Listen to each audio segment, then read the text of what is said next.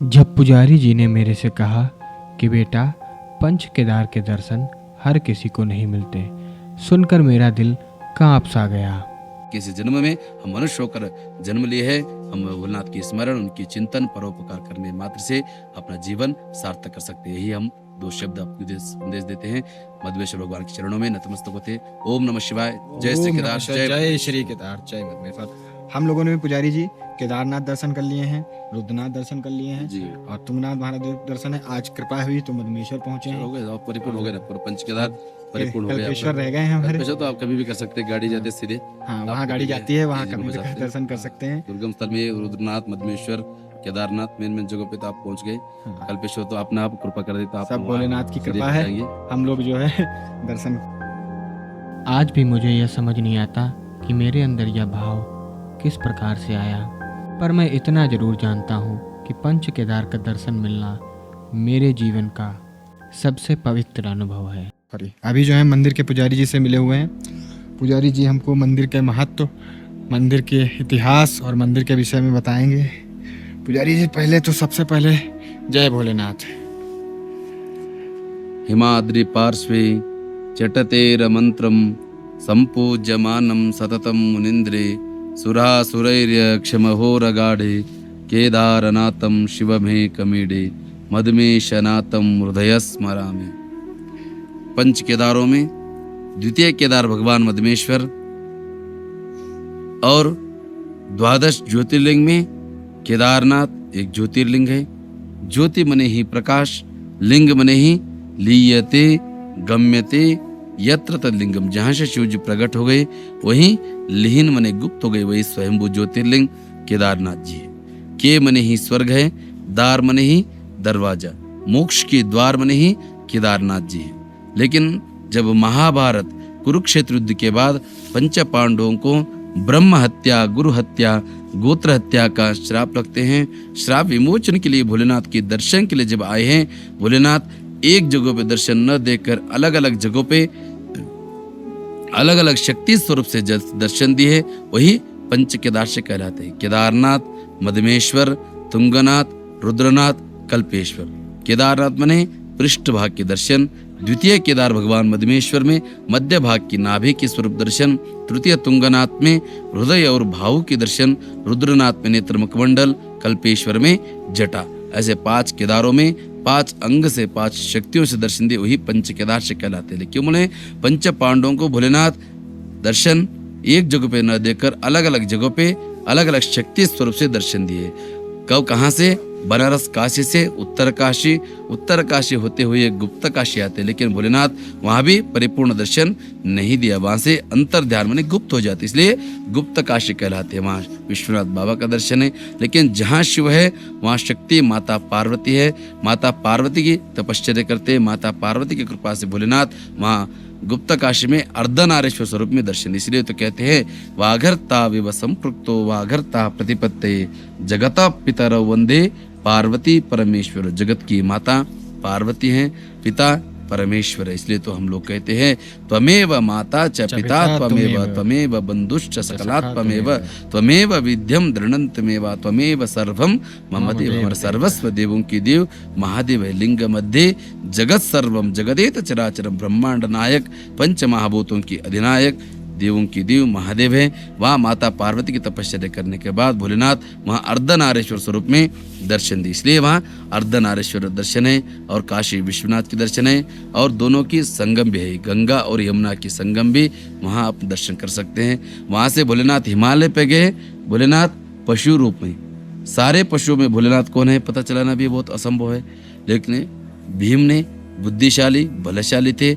दो पर्वत है, मेरु और सुमेर पर्वत के ऊपर खड़े होकर उग्र रूप लेकर सारे पशुओं को अपना नीचे से जाने देते। सब चले गए, लेकिन स्वयं महादेव अलग रास्ते से जाने लगते हैं। तब पता चल जाती वही स्वयं भोलेनाथ है कि वो तो दर्शन न स्पर्श नश्च। जब तक अपना मस्तक, अपना दर्शन नहीं हो पाते, तब तक ये जीवात्मा धन्य नहीं हो पाते कि वो पापों से भी मुक्त नहीं हो पाते। तब पीछे जाकर पकड़ने गए, तब तक भोलेनाथ मुखभाग जमीन में छिप गए, अग्रभाग काठमांडू नेपाल में दर्शन दिए। किस नाम से? पशुपति नाम से। किसी बोलते भोलेनाथ यहाँ पशु रूप में आए बोलकर ही पशुओं की नाथ पशुपतिनाथ से वहाँ नेपाल में प्रसिद्ध हो गए। जो शेष भाग बच गया केदारनाथ में पृष्ठ भाग माने पीठ भाग के दर्शन। इसलिए पूजन दर्शन करके वहां पंच पांडवों ने स्वयं महादेव का पीठ भाग है बोलकर घी लगा के स्वयं सेवा करके अपना जन्म कृतार्थ कर लिए वहां। तब यहाँ द्वितीय केदार भगवान मध्यमेश्वर में मध्य भाग माने नाभि के स्वरूप में मदनांत का भक्त वत्सला अपना शरीर में जो काम क्रोध मद मत्सर दम अहंकार जो है सबको हरण करने वाले मधुमेश्वर भगवान है। और मधु मने शहद के जैसा, शहद जैसा मीठा है, वैसे ही मीठे के जैसा कृपाशीर्वाद करने वाले भी मधुमेश्वर भगवान है। जो भी जीवात्मा इस पवित्र क्षेत्र में, इस पुण्य क्षेत्र में आकर दर्शन पूजन स्मरण जलाभिषेक जो करते हैं अपना जीवन सार्थक कर लेते हैं। कि बोलते अन्य क्षेत्र कृतम पापम पुण्य क्षेत्र विनिश्चित। अन्यत्र जीवात्मा जो भी कृत्य करते हैं इस पवित्र मधुमेश्वर क्षेत्र में आकर दर्शन पूजन करने मात्र से भी अपना जीवन कृतार्थ हो जाते। कि वो तो अन्य क्षेत्र कृतम पापम मधुमेश्वर क्षेत्र विनिश्चिते। वैसे ही पंच पांडव ने यहाँ आए मध्य भाग की नाभि के स्वरूप में दर्शन लेकर अपना जीवन कृतार्थ कर लिए। अभी भी हम लोग आकर यहाँ वैसे ही दर्शन पूजन करके अपना जीवन कृतार्थ कर लेते हैं। और तृतीय तुंगनाथ में हृदय और भावों के दर्शन, रुद्रनाथ में नेत्र मुखमंडल, कल्पेश्वर में जटा, केदारम मध्यमम तुंगम तथा रुद्रालयम प्रियम कल्पकम च महादेवी सर्व पाप प्रणाशम। जिन्होंने पांचों क्षेत्रों की दर्शन पूजन स्मरण करते हैं सर्व पाप प्रणाश हो जाए। जिन्होंने नहीं भी किए दुर्गम स्थल में आकर पंच केदार गद्य स्थान, हिमवत केदार वैराग्य पीठ, ऊखी मठ ओमकारेश्वर मंदिर है। वहां भी श्रद्धालु जो भी शिव भक्त जाकर वहां भी दर्शन कर कर अपना जीवन कृतार्थ कर सकते हैं। कि बोलते वहीं क्यों मने षड मासे पूज्यतो देवा, 6 महीने यहाँ भोलेनाथ की पूजन भक्तों द्वारा पुजारी द्वारा जो पूजा होती है। लेकिन जब कपाट मंगल होते हैं मार्गशीर मास नवंबर महीने में जो कपाट बंद हो जाते हैं, भगवान को योग समाधि भस्म समाधि कर कर कपाट बंद हो जाते हैं, तब उसके बाद वहाँ स्वयं भोलेनाथ का पूजन देवी देवता द्वारा जितने भी गण है सारे गण यहाँ पूजनीय हो जाते हैं। इसलिए तो कहते हैं षडमासे पूज्यतो देवः षडमासे मानव स्थिता। इसलिए जब कपाट बंद हो जाते हैं, जब शक्ति मूर्ति उत्सव मूर्ति जो रहते हैं पालकी में ले जाकर 6 महीने पूजा अर्चना ऊखी मठ में निरंतर वहां संपन्न हो जाते हैं। दर्शन करके कृतार्थ कर लो, आपका परम सौभाग्य है। इस पवित्र नवरात्र के दिन आकर आप भी यहाँ दर्शन कर रहे शिव और शक्ति के स्वरूप में। एक बोलते यहाँ आना ही पूर्व जन्म का पुण्य लगते हैं, अनेक जन्मों में किया हुआ पुण्य से यहाँ आते हैं जीवात्मा। कि बोलते बहुजन्म कृतै पुण्य पक्षिणे पाप पंजरे शुद्धांत कर्ण देही पिंड शब्देन, जिनका मन जिनका हृदय पूर्व जन्म का पुण्य रहते। कि बोलते भोलेनाथ नाद प्रिय है, वेद प्रिय है, जल प्रिय है, उससे बढ़कर भी अपना भाव और भक्ति प्रिय है से आकर यहाँ जो पूजन दर्शन करते हैं अपना जीवन भी कृतार्थ कर लेते हैं। और अपना आप भी धन्य है, आपकी परिवार भी धन्य है। यहाँ आकर जो भी पूजन अर्चन करके उनकी प्रसाद ले जाकर अपना घर पे देते हैं, वो भी वहाँ से मुक्त हो जाते हैं पापों से। आप भी आकर क्यों वो तो यहाँ दर्शन कर कर किया हो पापों से मुक्त होकर अपने भी जीवात्मा धन्य हो जाते हैं। इसलिए जीवात्मा 84 लाख योनि में यह मनुष्य जन्म मिलना है दुर्लभ है। मिलने के बाद जिनको जीवन सार्थक करना हो तो भोलेनाथ की स्मरण, उनकी चिंतन, उनकी गुणगान परोपकार करने मात्र से जीवन सार्थक हो जाते हैं। नहीं तो क्या होगा, मनुष्य रूपेण मृगाश्चर्यन्ति, रूप मनुष्य के रहते हैं।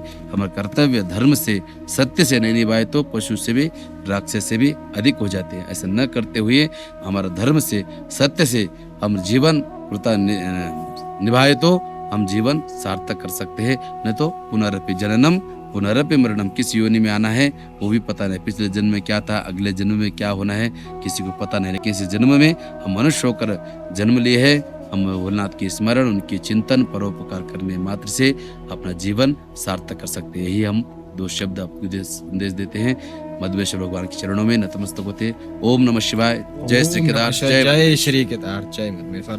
हम लोगों ने भी पुजारी जी केदारनाथ दर्शन कर लिए हैं, रुद्रनाथ दर्शन कर लिए हैं जी, और तुंगनाथ महादेव दर्शन है। आज कृपा हुई तो मधुमेश्वर पहुंचे हैं। हो गए, आप परिपूर्ण हो गए ना, पूरा पंच केदार परिपूर्ण हो गए। कल्पेश्वर रह गए हैं हमारे। कल्पेश्वर तो आप कभी भी कर सकते हैं, गाड़ी जाते सीधे। हाँ, वहाँ गाड़ी जाती है, वहाँ कभी भी दर्शन कर सकते हैं। दुर्गम स्थल में रुद्रनाथ मधुमेश्वर केदारनाथ मेन जगह पे तो आप पहुंच गए। हाँ। कल्पेश्वर तो अपने आप कृपा कर देता, आप सब भोलेनाथ की कृपा है। हम लोग जो है दर्शन। जय श्री केदार। ओम नमः।